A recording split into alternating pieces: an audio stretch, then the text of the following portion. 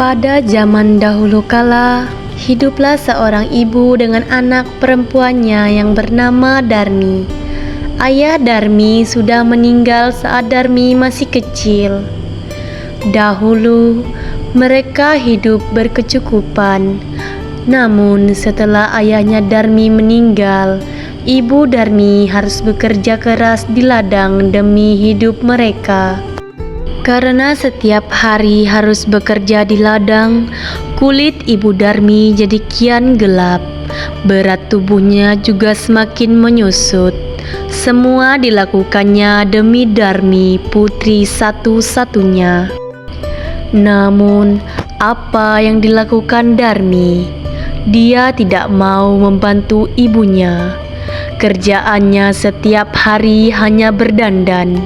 Suatu hari, ibu Darmi hendak bekerja di ladang. Dia akan bekerja sampai sore, sebab musim panen telah tiba. Ibu Darmi berkata pada Darmi, Darmi, bisakah kamu memasak hari ini, nak? Siang ini ibu tidak pulang, karena harus menyelesaikan panen kita. Jika sudah selesai masak, maukah kamu mengantarnya ke ladang untuk ibu? Tidak mau, Bu. Kalau aku memasak, nanti rambutku bau tungku. Aku kan habis keramas. Lalu kalau aku mengantar makanan ke ladang, kulitku jadi hitam. Aku kan habis luluran. Ibu Darmi hanya menggeleng-gelengkan kepala sedih. Di ladang, ibu Darmi bekerja keras untuk mengumpulkan hasil panen yang akan ia jual pada esok harinya. Dia tidak memperdulikan perutnya yang lapar. Saat lelah, dia hanya beristirahat sebentar. Lalu dia pun berdoa kepada Tuhan. Tuhan, tolong ubahlah sifat anak hamba, lepaskanlah dia dari rasa malasnya. Setelah pulang dari ladang, ibu Darmi pulang ke rumah. Betapa terkejutnya di sana, tak ada makanan yang bisa dimakan. Darmi sama sekali tidak memasak. Darmi yang melihat ibunya pulang malah marah-marah. Ibu ini kemana saja sih? Masa tidak ada makanan di rumah? Aku kan lapar, seharian tidak makan. Tadi kan ibu menyuruhmu untuk memasak. Darmi tidak mau, Bu. Darmi meninggalkan ibunya yang kelaparan dan juga lelah. Keesokan harinya, ibu Darmi sudah siap dengan hasil panennya. Dia akan pergi ke pasar. Darmi, ikutlah ke pasar bersama ibu, nak. Ikut ibu membantu membawa barang-barang. Nggak mau, Bu. Nanti kalau aku ikut ke pasar, badanku kotor. Di jalan kan becek. Akhirnya, ibunya ke pasar sendiri dengan membawa hasil ladangnya itu. Sorenya, ibu Darmi membawa uang hasil panen. Tidak terlalu banyak, hanya cukup untuk membeli benih dan makanan beberapa hari.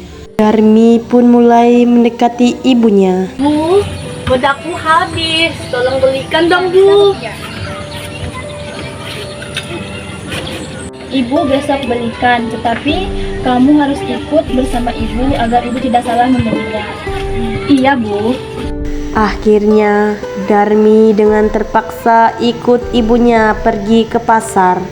Tapi Darmi berbisik kepada ibunya. Ibu, nanti kalau sudah di pasar, Ibu jalan di belakangku saja ya. Jangan berdampingan denganku.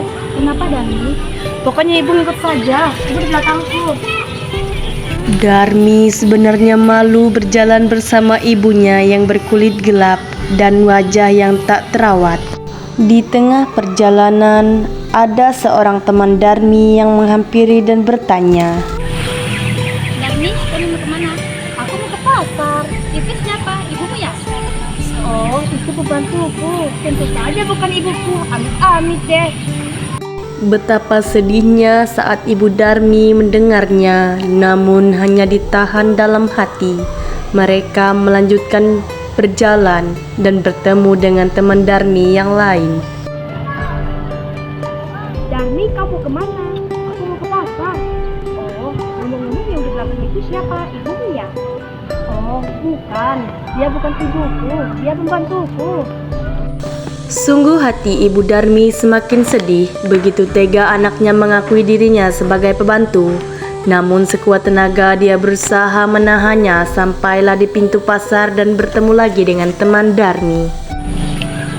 Darmi, tumben kamu ke pasar? Yang berjalan di belakangmu siapa?